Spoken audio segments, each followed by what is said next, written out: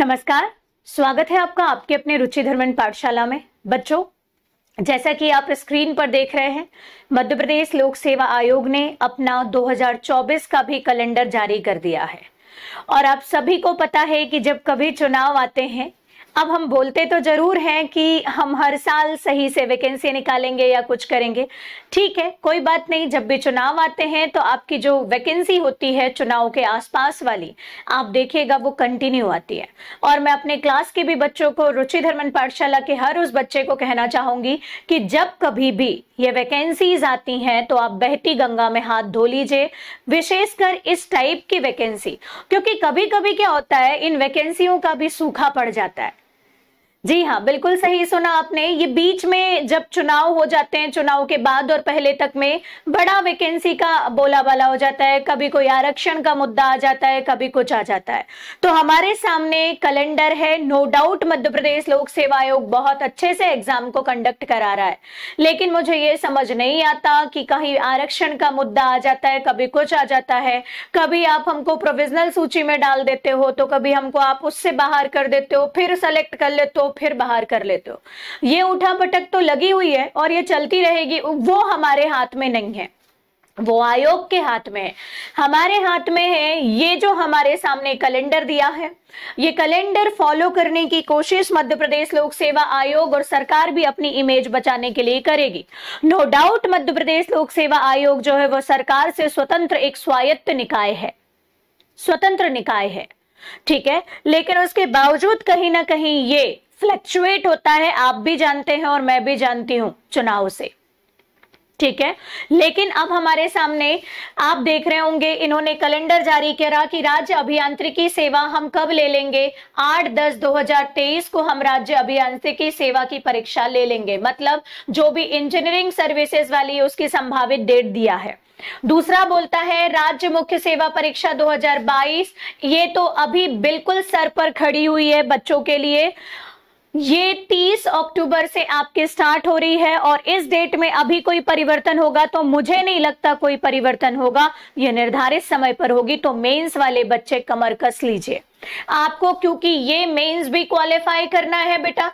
इसके बाद में 2 महीने में आपको 1-2 दिन जो है, जितना रिलैक्स करना है मेंस देने के बाद कर लो।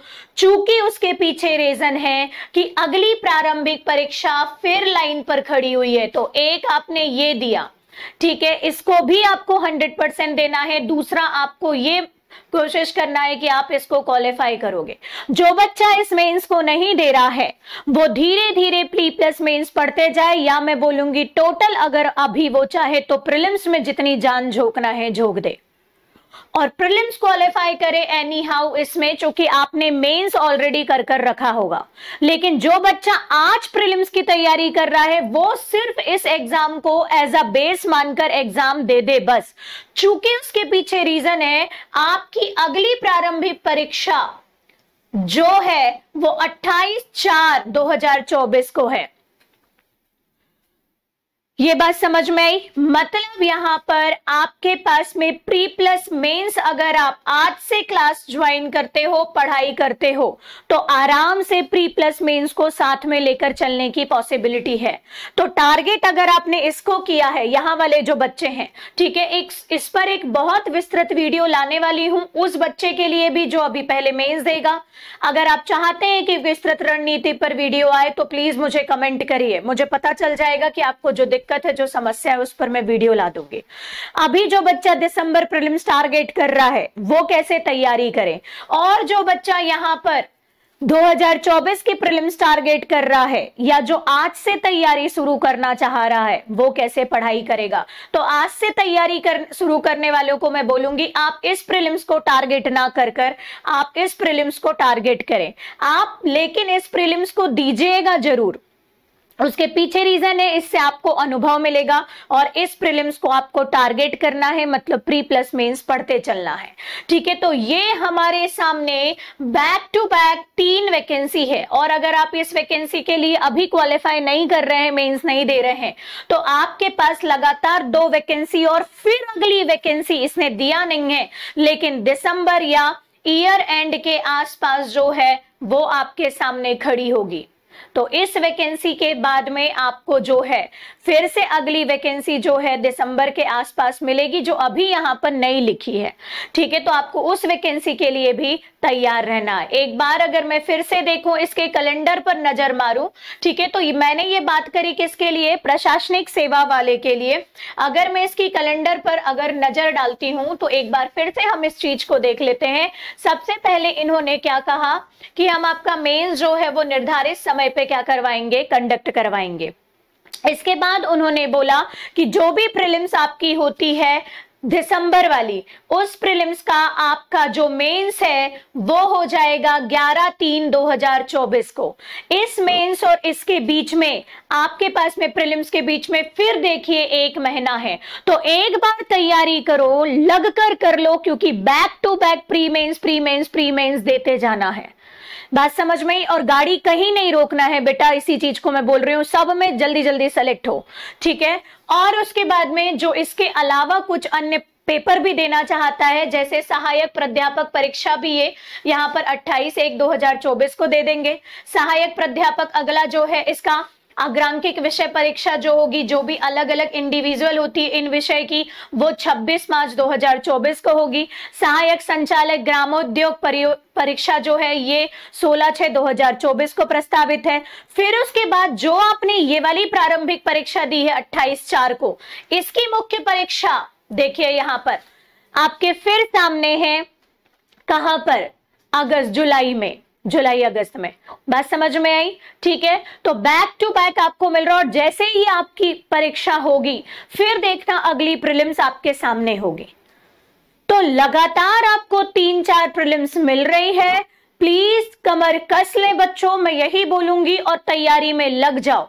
कैसे तैयारी करना है हर बच्चे के लिए, अगर आप सेपरेट वीडियो चाह रहे हैं तो वो कमेंट कर दीजिए, और मैं इस पर एक विस्तृत रणनीतिक वीडियो लेकर आने वाली हूं।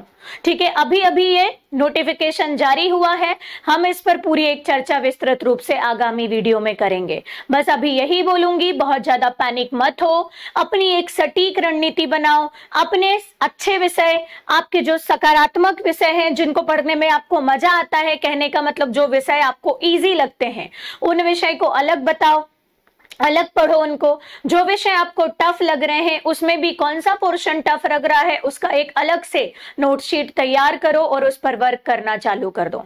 ऑब्जेक्टिव लगाओ, ज्यादा से ज्यादा टेस्ट लगाओ, करंट अफेयर पे ध्यान दो। ठीक है, क्योंकि ये ट्रेडिशनल सब्जेक्ट तो वही आने हैं, करंट बार बार चेंज होता है। तो ऐसे करके हम पूरी एक विस्तृत रणनीति हर प्रीलिम्स के लिए, मेंस के लिए और इंटरव्यू के लिए करते चलेंगे। मतलब अगर आप एक बार में सही से जाते हो तो देखना इसका इंटरव्यू भी आपको उसी साल मिल रहा है बेटा। 1 साल के अंदर में आपके हाथ में पोस्ट होगी डिप्टी कलेक्टर डीएसपी की। जुट जाओ, बस मैं यही बोलना चाहूंगी। कोई दुनियादारी नहीं, कोई दोस्ती नहीं, कोई यारी नहीं, सिर्फ आपका लक्ष्य। आप बन जाइए वो युद्ध का घोड़ा जिसको ना अगल बगल में कुछ नहीं दिखाई देता, बस अपने लक्ष्य की ओर अग्रसर होता है। ठीक है, भूखे शेर की तरह अपने लक्ष्य को पाने की कोशिश करना है बेटा, बस लग जाओ, यही बोलूंगी, लेकिन बिना टेंशन लिए, बिना पैनिक हुए। बात समझ में आई? ठीक है, रिलैक्स रहकर, धैर्य में रहकर अपने हिसाब से अपनी सटीक रणनीति बनाओ। आराम से एक बार में आप प्री मेंस इंटरव्यू क्वालिफाई करेंगे। बहुत ज्यादा डरोगे, इधर उधर भटकोगे, ठीक है, गाड़ी रुक जाएगी। बस यही बोलूंगी कि लग जाओ, बस ये है जो आने वाला साल है, बस उसके अलावा क्या हो रहा है, क्या चुनाव हो रहा है, ये आरक्षण वारक्षण सब छोड़ो, सब छोड़ो। ठीक है, जो सेटिंग से पास होगा वो हो जाएगा। अल्टीमेटली इतना समझ में आया है कि आप अगर ये वीडियो देख रहे हैं मतलब आप ईमानदारी से तैयारी करके पास होने वाले हैं, और ईमानदारी से भी आप क्वालिफाई हो सकते हो, हताश नहीं होने का। जो होगा देख लेंगे। बात समझ में? हम लोग आपके साथ हैं, जो होगा देखेंगे। जो आरक्षण वाला मुद्दा है, जो है, सब देखेंगे बेटा। लेकिन अभी आप ईमानदारी के साथ पढ़ाई करिए, जो काम आपके हाथ में है आप उस काम को करिए, और आपके हाथ में है पढ़ना।